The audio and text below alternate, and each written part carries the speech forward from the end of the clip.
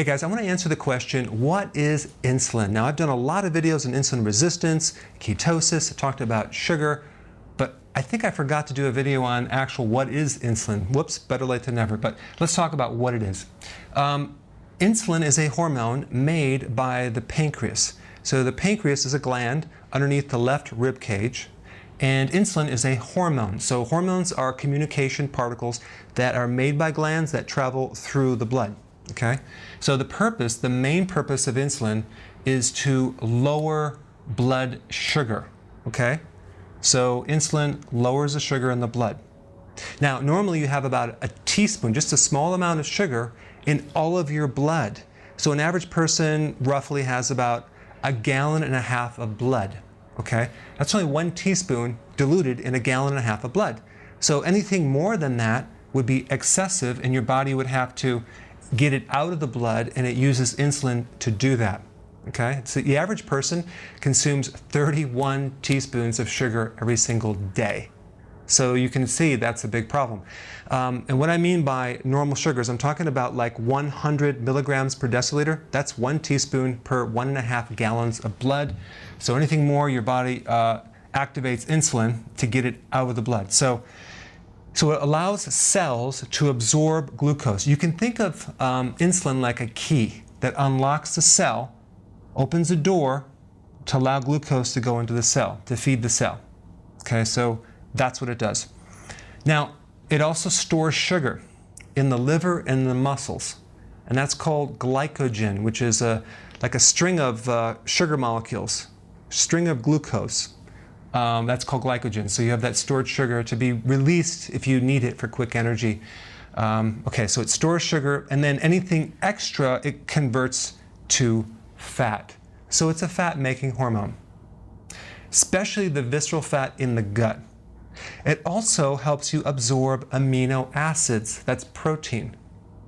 Wow, that's interesting, isn't it? It also absorbs potassium.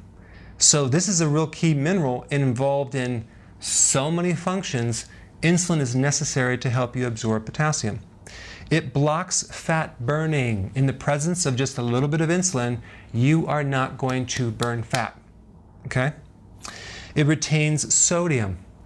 That's why after a sugar meal, you could gain like a pound of fluid and you feel like you gain more weight. Okay, so basically, stores sugar, stores fat, reduces blood sugars. Got that so far? Now, what happens in the body is you become a diabetic or a pre-diabetic. That's called insulin resistance. So when insulin becomes dysfunctional, it starts to be resisted in the cell. So now the key doesn't work. So if we were to block that entry, it's called insulin resistance. Okay? So now we're going to actually have less insulin in the cell and less glucose in the cell. Now what's going to happen, signals are going to go back to the pancreas and tell the pancreas to release more insulin.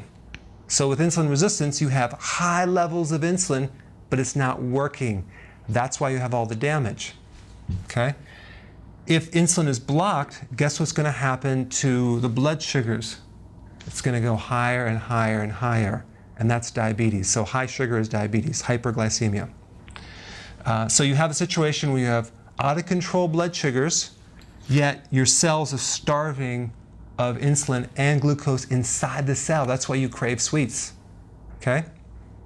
And a lot of other damage. Insulin resistance will cause a lot more conversion of fat into your gut, into the other cells of the body.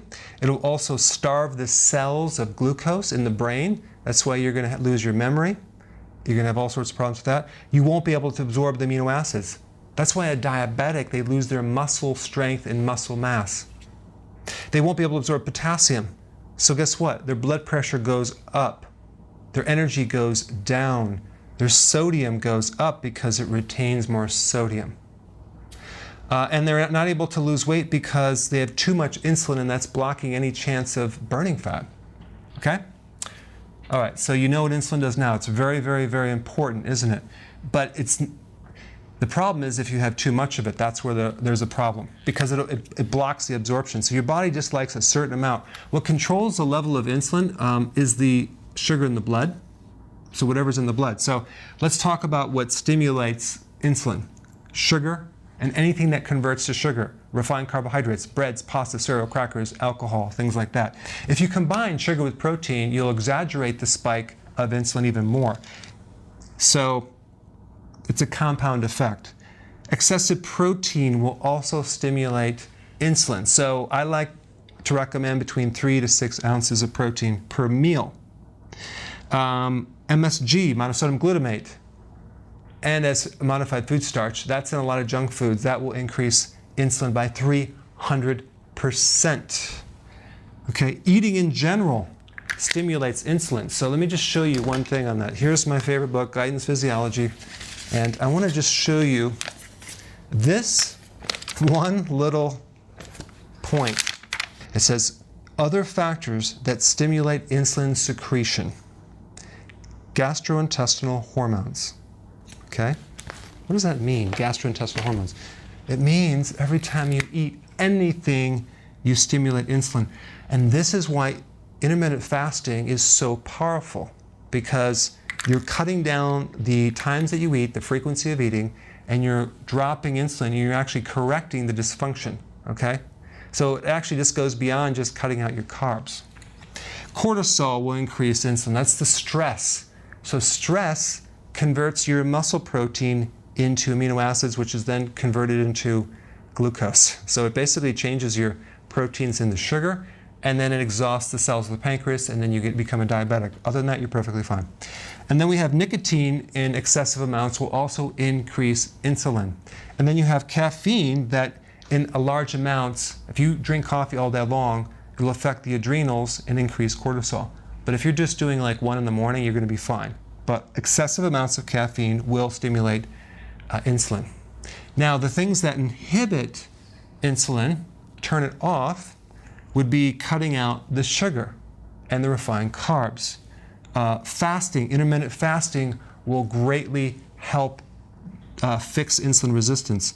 Consuming fat has kind of a neutral effect on insulin. Apple cider vinegar improves insulin sensitivity. Potassium in foods and as a supplement will increase insulin, and so will chromium, okay? So I just want to give you an overview of exactly what insulin is. Now you have a foundation to understand even more the other factors. Thanks for watching. Hi guys, listen, I created an evaluation quiz. It is quite long, it's 104 questions, but it's very thorough. Click the link below and take it, and it will help you to find out what's really behind all your symptoms.